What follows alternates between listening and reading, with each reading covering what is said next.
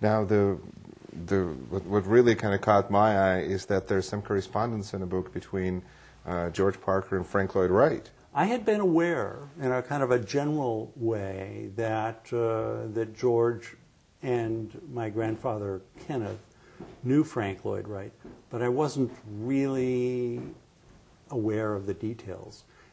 So I was in touch with the Frank Lloyd Wright Foundation and Museum, and was able to secure copies of correspondence between Frank Lloyd Wright and members of my family. I found it very, very interesting. What kind of things did they talk about? The first thing I should say is that Frank Lloyd Wright and my great-grandfather, George Parker, were very, very different people. Frank Lloyd Wright was a very artistic, sort of ethereal sort of guy who had visions of what he wanted to accomplish that were fundamentally of a different nature than my great-grandfather. My grandfather was very much a pragmatist, a salesman. A businessman. A businessman. Business was anathema to Frank Lloyd Wright. He was more concerned with his next project and what it would look like and what it would represent. So they were very different people. Somehow, though, they managed to establish a relationship that ignored their differences and concentrated on their common interest, the out-of-doors. Oh, really? So yes. they just kind of left what their main area of expertise maybe was and found some common ground. They did. Sometimes it worked better than others. They did get into a few tiffs here and there. I remember one that I learned about in which my grandfather had spoken with Mr. Wright about the possibility of designing a garage for him, which was to be built here in Janesville. And my grandfather was rather frustrated at the slow pace that his project moved at, and took Mr. Wright to task for it several times. But obviously, unfortunately, the structure was never built. But they still had a wonderful relationship together. That's very interesting because after reading about that, I looked through some photographs and I thought, well, in the duofold, I saw some lines that I thought, well, maybe Frank Lloyd Wright had something to do with the design of the pen, but I'm sure that we would have heard about that. Yes, and in point of fact, actually, the duofold predates their relationship. But I think it would be safe to say that even if there's no specific item that you could trace to the relationship, I think it's safe to say that there are touches of Mr. Wright that still pop up now and then. For example, the home that I grew up in here in the area, out north of Milton, was not designed by Mr. Wright, but has clearly identifiable characteristics of Mr. Wright's design philosophy. Well, surely he was such a huge influence, especially in southern Wisconsin. Exactly, and this particular home was built at the appropriate time for Mr. Wright to have influenced.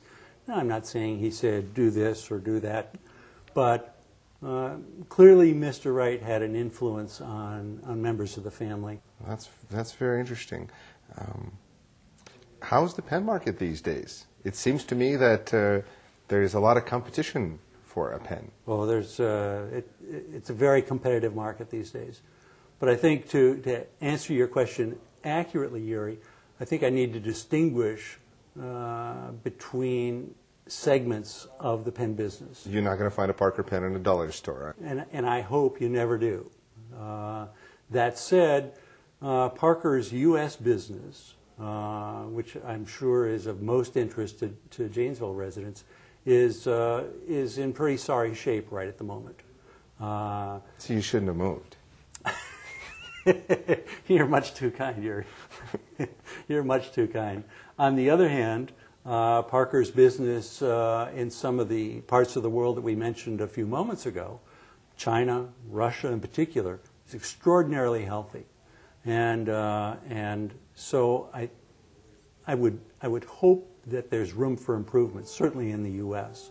And in point of fact, I have been able to develop I think, a very positive working relationship with management of the Parker business now, such that they are beginning to now devote some attention to reestablishing Parker's presence in the United States. I don't expect it's anything that's going to happen right away, but I am quite encouraged by their persistence with the brand and by their dedication to the brand. Well, maybe if they decided to open a factory in Janesville? I would be the first person to vote for that. What is your opinion of this new exhibit that's opening up? I love it. I love anything that preserves Janesville history, and to the extent that Parker is an important element of Janesville history, I think it's very valuable. I think I can't get enough of pens myself or anything. Do you have a large collection yourself? I suspect. I have a very large collection. I'm guilty as charged. That said, what I have learned in all of my research for the books and such that I have done is that one of the most important elements in helping me understand Parker history is the value of what I refer to as context. And what I mean by that is that a pen sitting there has its own value. You can look at it for its aesthetic value, for the quality of the materials and such that are in it. But that's ignoring the human value of the pen, and that is, what about the people who played a part in designing and manufacturing that pen? That helps to add a whole new level of interest to the story. And the craftsmanship that went into those, and the various different kinds of pens for different reasons and purposes and occasions that were made, that's nothing that you usually find these days. Oh no, absolutely not. In point of fact, I would argue that in many circumstances, I think that Parker's management, when the company was based here in Janesville, not only recognized the unique value that Janesville added to the pens, but I think that they actually designed pens recognizing that such a pen could not be made anywhere else but Janesville, given Janesville's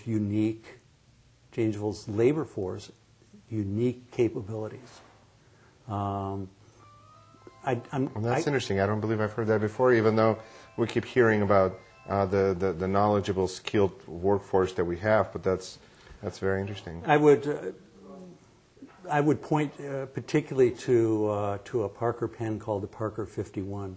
Without going into too much detail, the Parker pen 51, which came out in 1940 and 1941, was at the time a revolutionary pen. Unlike, as were most Parker pens. As were many, yes, absolutely. But this one really broke the mold, not just in the way it looked, but in the way it was built. It was built to incredibly precise tolerances that would be easy to accomplish today with machines, but tolerances that were only achievable with the highest caliber of work by hand back in those days. And I think it's very safe to say that my grandfather recognized what Janesville alone could contribute, and he thereby ensured that no one else, no other pen company could make a pen like the Parker 51, because no one else had Janesville to build it. That's good to hear. Yeah. Jeff, thank you so much for sitting down with us. Good luck to you. Thank you. Thank you, Ray. Take care. My pleasure.